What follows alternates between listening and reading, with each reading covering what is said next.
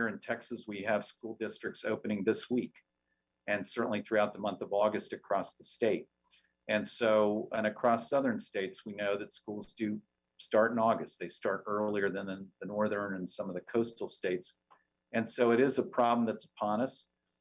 We certainly will continue to stand by the recommendation of the American Academy of Pediatrics that children 3 years of age and above should be masking, as well as distancing and sanitizing and avoiding crowded indoor environments, to safe behaviors that we all learned in 2020. We need to continue to emphasize that, particularly to these children under 12 who are wholly unvaccinated right now.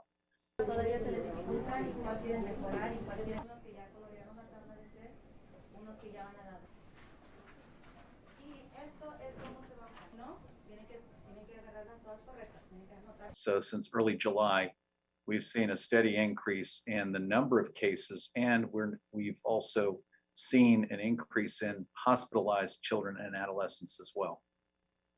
It is considered a fourth wave here, and it's due to the Delta variant, plain and simple. The Delta variant is the most contagious variant of COVID yet known. This Delta variant now comprises well over 90% of our cases in children and adolescents. We're doing real-time genomic surveillance, so we know that's true.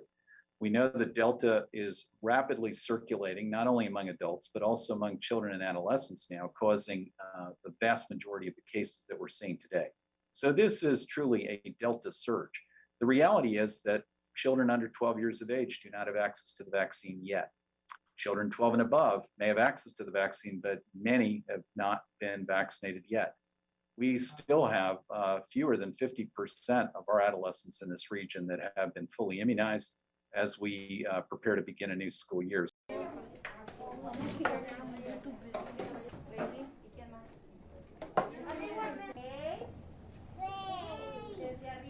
It's a 300-400% increase in the number of kids. It also is reflective or reflects the fact that the kids are sicker because we've got a higher percentage of our COVID positive patients who need ICU care as well.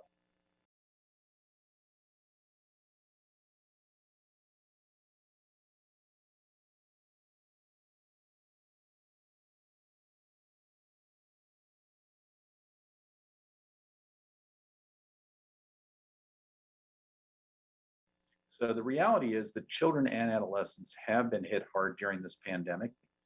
The percentages certainly are in children's favor in that more than 90% of these children will stay out of the hospital, but up to roughly 10% of the children may be hospitalized due to COVID-19. And so we know that we must take this seriously.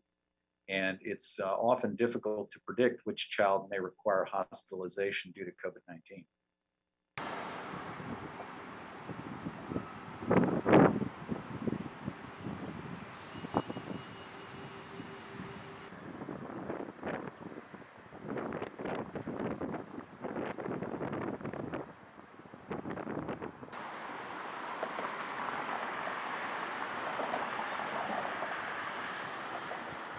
Patients under the age of 12 are not eligible to be immunized. So the greatest source of protection they can receive is if their parents or eligible siblings are immunized to minimize the chance of passing that on to the children.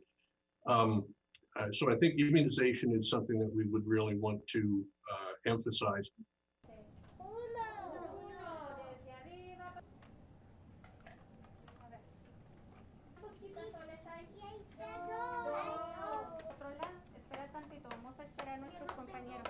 Somewhere on the order of 4 weeks or so after their acute COVID bout, they come down with this multisystem inflammatory syndrome, which causes inflammation of, as the name implies, a variety of organ systems in the body. And so they can have inflammatory conditions of their heart, their respiratory tract, their skin, their GI tract.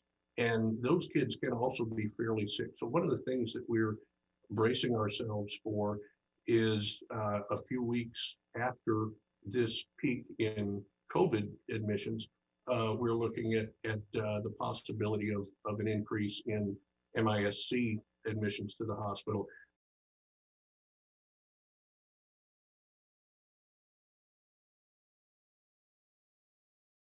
Now, long COVID does not often require hospitalization, but they're persistent symptoms that may last for weeks or months. As we're learning more and more about long COVID, we know that it may certainly lead to chronic fatigue and inability for children and adolescents to focus properly. There may be neurological, behavioral issues and cardiac issues. We're just now still looking at the future here over the next few weeks and months and what the impact of Delta will be on long COVID.